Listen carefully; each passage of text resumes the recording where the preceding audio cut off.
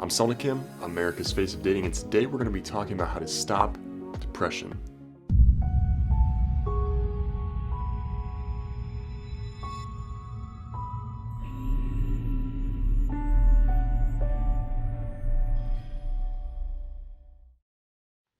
So in order for you to get something out of this video, I need you to come at this with an open mind, but I once heard that in order for someone else to open up to you, then you must first open up to them and share with them who you are and show them who you are in and out. And so I wanted to share with you really what I've been through and the depression that I've been through, and hopefully you can relate to it, and so it can cause us to have some relationship. I was born, my brother and I were born to this very, very rich family, but it wasn't until about 5 years old when my parents, they went through a very, very bad divorce. And so it's very, very difficult for me to talk about still to this day, but I know that it is used to impact lives, and so I have to talk about it. They went through this very, very bad divorce, and so basically my life went from very, very rich, having everything I wanted, had all these friends, to basically nothing. We went to go live in a shelter. I stayed in a shelter for a long time, and while I was in the shelter, I was also in school. I was just getting into school, and so the families of my neighborhood and my town, they saw that, cops were showing up to our house every other day or like a couple times a week. And so the parents of those children, they told them not to really involve themselves with me. And so if they were my friends, the parents were like, just stop talking to him and basically cut that kid off. I remember, I had like all these friends in school, and we would sit at this circle table with 8 seats at lunch, and over the course of a week, these kids just basically vanished from my table. And I went from having a lot of friends to basically having no friends at all, and I got very, very lonely. That's not really where the depression came in at. The depression started to form when, after my parents went through the divorce, they also went through this financial crisis. They had to commit bankruptcy, and so not only was I sitting at the lunch tables alone, but I was sitting at the lunch tables with no lunch, because I remember our school basically operated where if you got your lunch, you had to go up, get a tray, get your lunch, and then you had to swipe your card, and that's how you paid. But I remember if someone didn't have the money to pay for their lunch, then basically like the lunch ladies, they would just take your tray and basically just throw your food away or like put it back into the buffet. And so like you're in line, and you have like the entire lunch people, the entire line just watching you, everyone get your food, swipe your card. I remember I'm like trying to get my food, and there's no money on my account to even like get the food because we were so broke, we were so poor, and I'm in line. And so the lady's like swiping my card, right? She's trying to swipe it. She's like, keeps swiping it, and she's like, your balance says it's negative, like you actually owe money, and so you can't actually eat today. And so I remember she takes to my lunch, and I remember that happened. Sometimes there was money in my account, sometimes there wasn't, because we had this arrangement with the school, because the principal actually told my family that based on income, we were one of the bottom 1% poorest families to attend my school. And so like sometimes they would have money in my account, sometimes they wouldn't. And so there was a lot of days where I basically was sitting at lunch alone. I remember one day I was so fed up with it, just like eyes watching me getting my lunch taken from me every other day. They're probably just like, oh, that kid's poor, that kid's weird, whatever. And so I remember just like slamming everything down. I ran to the bathroom, I started crying, and it was a very, very miserable time of my life. In high school, that's where my clinically depressed days actually came into effect. My family was still suffering financially, like very, very heavily. So asking them for money, it was very, very difficult, because either my mom, if I asked my mom for money, she would break down and start crying, and she'd be like, well, I'm not gonna be able to eat this week. And then if I asked my dad for money, then he would usually just get very, very angry and cuss. And so I didn't want to ask them for any money. And so, but I really want to try out for the baseball team. And so my mom eventually lent me some money. It was very, very hard to get that money out of her, but we got the money out, and I go and I try out for the baseball team because you had to have money to pay for the baseball team. And I also had a girlfriend at the time who was very, very sweet to me, who was very, very loving. And I really messed it up with her because after witnessing my parents' divorce, I really had this heat transfer. And the heat transfer, what that is in psychology, is where like if you are in a miserable state, then you tend to lash out and project that emotion onto the people that you love. So it's like the heat transfer, like they touch you, like obviously you get hot, like they burn, right? So you're transferring that heat to them. I had this very, very loving girlfriend, and I was putting her through this miserable time with me because I was miserable myself, and so I kept heat transferring onto her. And I'd work up the money. I'd try out for the baseball team and spend like months like practicing, trying out, working hard. And the day comes where we're supposed to find out if we made the team or not. And I go look at the white sheet. I'm scanning the names on the sheet where I'm like, did I make it? Did I make it? And I promised my mom, I was like, I promise you, like, if you lend me the money, I'm going to work hard. I'm going to make the team. Like, I have to make the team. I remember I'm scanning the sheet all the way down. My name's not there. And I got cut. And that was also the same day when my very first girlfriend broke up with me. And so it was like a double whammy. It hit me all on the same day. And that's where I became very, very clinically depressed. Basically, very, very clinically depressed means you're potentially suicidal. You basically hit like a doctor's criteria for like you probably need some help. And so I get clinically depressed, but we don't have money to afford any of the medication or the help that I can get. And I didn't want to ask my parents or my family for that money because obviously they were there in a very, very hard financial burden themselves. And so I remember I was like, how in the hell am I going to get out of this depression? And they advise that like someone watches over me because they're like, okay, like he's very, very depressed. He could actually commit suicide. But I remember during those days I used to spend time because I really had no friends. My girlfriend broke up with me, got cut from the team. I'd spend a lot of my days with these woods behind my house, and I'd go down to the woods and just sit by like this creek all day long and just be by myself and just have these thoughts flowing through my mind. But it wasn't until university when I got introduced to a club promoter.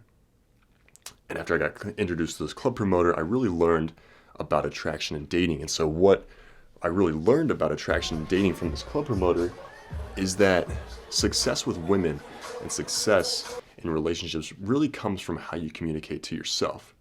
Because if you can communicate yourself with these confident thought loops, then you're more likely to be successful with women overall. After I really got involved in this club promoting industry, I learned how to do that, and that's really what I want to share with you today. After that, I formed Awakening Alpha, I formed Selna Kim Studies, and I wrote my best-selling book about attraction, dating, and relationships in that community.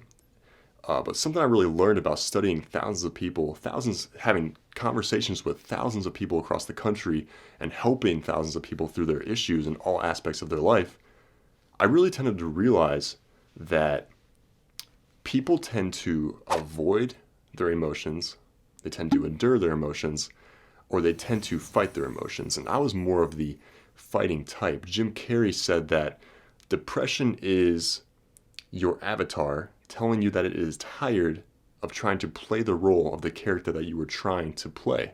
Most people, they label emotions as positive or negative, but I really need you to be open with what I'm about to share with you, because in order for you to remove depression, you need to first change your perception, because emotions are messages. Corey Wayne, he said that pain is life's way of telling you that you're stuck and that you need to move past something in order for that pain to go away. In order for you to grow, you need to let go. And usually that comes from letting go of some thought or perception of your situation. Just because you have a feeling doesn't mean that it's actually true. Feelings don't mean anything until you consciously choose it to mean something. Where does it say bad emotion or wrong emotion? It doesn't until you consciously label it as that. For example, let's say you have a stomach ache, and then you just put it in the back of your mind, you just let it go, and then it usually just goes away. But if you have a stomach ache and then a woman's like, what if I'm pregnant? Or you label it as, what if I'm having a heart attack? Then you become stressed and then you suffer because of it. All negative perceptions and emotions exist either in the past or the future, I've found. If one is feeling heartbreak, sadness, or depression, then they're held up in the past. Anxiety and stress are more futuristic emotions. And what I mean by that is that if you feel depressed, then usually you're taking some story from your past, or you're making up some feeling from your past, and you're letting it decide the current moment. You're letting the past determine how you are thinking and feeling and acting in this moment because of what you're creating in your head. If you're feeling anxiety or stress, then tend to be overthinking. And what overthinking is, it's the act of creating problems in your head that don't actually exist. And so anxiety and stress are basically you're thinking in the future of something that may or may not happen, which is very harmful for your way of thinking. You look into your mind and you find a problem. For example, show me ugly, or show me pretty, show me worthless, or show me unworthy. You can't show me physically because they're a thought, and you're able to change your thoughts instantly, is what I found. And if you don't believe me, then let me share you a story on actually how that's very true. So, and I'm even telling you that I will change your perception instantly, and it's still going to get you. For example, there's this story. So imagine that you're in a train, and there's a man. He's riding this train, and there's 4 people in this train car. There's 2 men, and then there's 2 children. The men don't know each other. The children seem to be with one of the men. One of the men is sitting in a seat. He's reading a book. While he's reading the book, these kids, they're running back and forth down this train car. They're very obnoxious. They're yelling. He's getting annoyed. He can't really focus on his book. Closes the book, looks out the window. The kids calm down. He goes back to his book. He's like, okay, they're calm. I want to go back to my book. He starts reading his book again. While he's reading the book again, the kids they start to act up. Again, they start yelling, they start screaming, they start running around the train car, and he gets annoyed. So he shuts the book again, and while he's sitting there, he's like, you know what, let me just go get a coffee. He gets a coffee, comes back, and while he's sitting there drinking his coffee, the kids, they're running around, they're so obnoxious that they actually run into him, and he spills the coffee all over himself on the table. Frustrated and annoyed, he stands up, and he goes to the other man in that room, and he's like, dude, you need to control your kids. He's like, they're acting up, they spilled the coffee, I can't even read my book. And the guy points to him, he's very calmly, he's like, come outside. This is a true story. He's like, come outside. So they go outside on the train car while the train is moving. He's like, listen, I didn't want to say this in front of the kids, but something you need to know is that I'm not their father.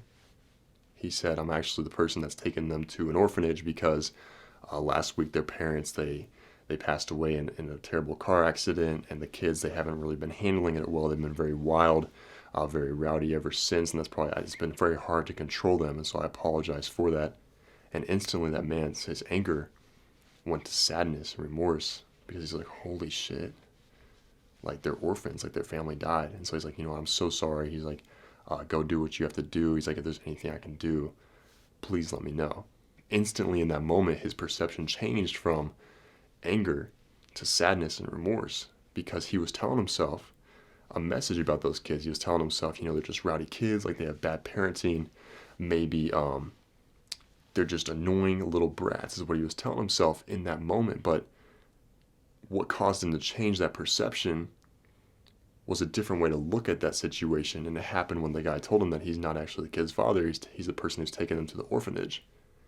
And so he saw this situation from a completely different perspective, and that's what I'm trying to help you understand with depression, is that if you feel depressed, then you are seeing yourself and you're seeing your life from the small, little, minute angle. And there's millions of different angles that you can see. There's a whole 360 of angles, up and down, 360, that you can look at your life. And instead of telling yourself this story, instead of telling yourself this sad story, try to change the perception of what you have on that moment, in that moment. For example, what is this pain? What is this emotion is trying to tell me? Does this really have a reflection on me, or am I overthinking? What can I do right now to really change that? And then once you're able to do that, then you can look at it from all these different perspectives. And once you see something from a different perspective, it tends to change the way that you communicate to yourself in that moment. And so that's what I learned how to do over the course of many years. And I'm glad to say that I actually haven't had depression in over 4 years. I haven't even felt a drop of it, just because of the way that I communicate to myself. And this really not only affects your moods and your emotion, but it helps you over your overall life, with your romantic life, with your business life. And so I'm asking you to really see it from a different angle, different perspective. And I promise you it's going to change your life. And it's going to be hard for you to feel depressed if you can just communicate to yourself differently and tell yourself a different story on what that feeling really is in that moment.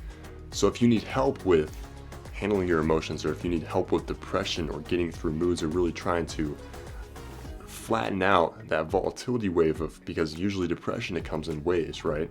It gets very, very bad, and then it gets okay, and then it gets very, very bad. If you need help with handling your emotions or your moods in that wave, then the quickest way to get a hold of me is to go to my website and book a paid coaching session with yours truly.